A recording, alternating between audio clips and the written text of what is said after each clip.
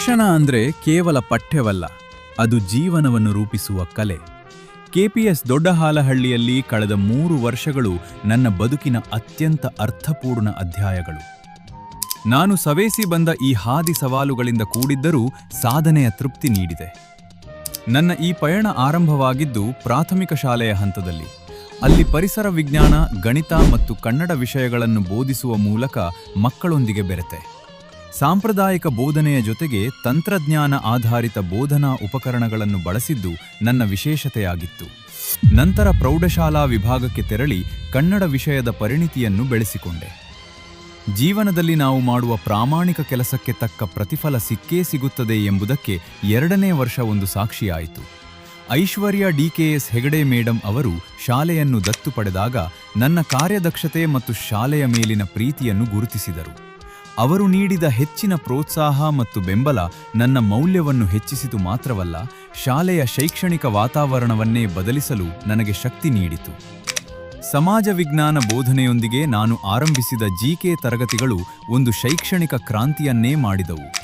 4ನೇ ತರಗತಿಯ ಪುಟಾಣಿಗಳಿಂದ ಹಿಡಿದು 9ನೇ ತರಗತಿಯ ಹಿರಿಯ ವಿದ್ಯಾರ್ಥಿಗಳವರೆಗೆ ಎಲ್ಲರೂ ಒಂದೆಡೆ ಕುಳಿತು ಕಲಿಯುತ್ತಿದ್ದುದು ಅದ್ಭುತವಾಗಿತ್ತು.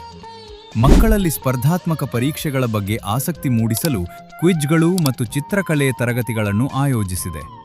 ಗುಣಮಟ್ಟದ ಶಿಕ್ಷಣಕ್ಕೆ ನಾನು ನೀಡಿದ ಆದ್ಯತೆ ವಿದ್ಯಾರ್ಥಿಗಳ ಮನಸ್ಸಿನಲ್ಲಿ ಜ್ಞಾನದ ಬೀಜಗಳನ್ನು ಬಿತ್ತಿದೆ. ಯಾವುದೇ ಕೆಲಸ ಮಾಡಿದರೂ ಅದರಲ್ಲಿ ಸಂಪೂರ್ಣ ನ್ಯಾಯ ಒದಗಿಸಬೇಕು ಎಂಬುದು ನನ್ನ ತತ್ವ. ಹಾಗಾಗಿಯೇ ಗುಣಮಟ್ಟಕ್ಕೆ ಆದ್ಯತೆ ನೀಡಿ ಶಾಲೆಯ ಡಿಜಿಟಲ್ ವೇದಿಕೆಗಳಾದ ಇನ್ಸ್ಟಾಗ್ರಾಮ್ ಮತ್ತು ಯೂಟ್ಯೂಬ್ ನಿರ್ವಹಣೆಯ ಜವಾಬ್ದಾರಿಯನ್ನು ಪೂರ್ಣ ಪ್ರಮಾಣದಲ್ಲಿ ವಹಿಸಿಕೊಂಡೆ. ಕೆಪಿಎಸ್ ದೊಡ್ಡಹಾಲಹಳ್ಳಿಯ ಶಾಲಾ ಡೈರಿ, ಶೈಕ್ಷಣಿಕ ಅಪ್ಡೇಟ್ಸ್ ಮತ್ತು ಸಮುದಾಯದೊಂದಿಗಿನ ಸಂಪರ್ಕವನ್ನು ಡಿಜಿಟಲ್ ಮೂಲಕ ಹಲವಾರು ಕಡೆಗಳಲ್ಲಿ ತಲುಪಿಸುತ್ತಿದ್ದೇನೆ. ಒಬ್ಬ ಟೆಕ್ ಸೇವಿ ಶಿಕ್ಷಕನಾಗಿ ತಂತ್ರಜ್ಞಾನವನ್ನು ಶಿಕ್ಷಣಕ್ಕೆ ಪೂರಕವಾಗಿ ಬಳಸುತ್ತಿದ್ದೇನೆ. ಕಲಿಕೆ ಎಂಬುದು ನಿರಂತರ. ಪ್ರಖ್ಯಾತ ಮಹೇಶ್ ಮಶಾಲ್ ಅವರಿಂದ ಮಕ್ಕಳ ಮನೋವಿಜ್ಞಾನ, ಏಕಾಗ್ರತೆ ಮತ್ತು ಸಂಕಲ್ಪ ಶಕ್ತಿಯ ಬಗ್ಗೆ ವಿಶೇಷ ತರಬೇತಿ ಪಡೆದಿರುವುದು ನನ್ನ ವೃತ್ತಿಜೀವನಕ್ಕೆ ಹೊಸ ಆಯಾಮ ನೀಡಿದೆ. ಇದರ ಜೊತೆಗೆ ನನ್ನ ವೈಯಕ್ತಿಕ ಬೆಳವಣಿಗೆಗಾಗಿ ಸ್ಪರ್ಧಾತ್ಮಕ ಪರೀಕ್ಷೆಗಳ ಸಿದ್ಧತೆಯನ್ನೂ ನಡೆಸುತ್ತಿದ್ದೇನೆ. ನನಗೆ ನೀಡಿದ ಪ್ರತಿಯೊಂದು ಜವಾಬ್ದಾರಿಯನ್ನು ಅತ್ಯಂತ ಶಿಸ್ತು ಮತ್ತು ನಿಷ್ಠೆಯಿಂದ ನಿಭಾಯಿಸಿದ ತೃಪ್ತಿ ನನಗಿದೆ.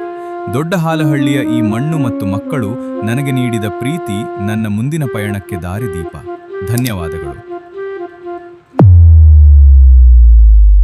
ಥ್ಯಾಂಕ್ ಯು ಹೂವುಗಳೇ, ಥ್ಯಾಂಕ್ ಯು ತಾರೆಗಳೇ, ಈ ನಿಮ್ಮ ಪ್ರೀತಿಗೆ ಬದುಕಿರುವೆನು ನಾನು.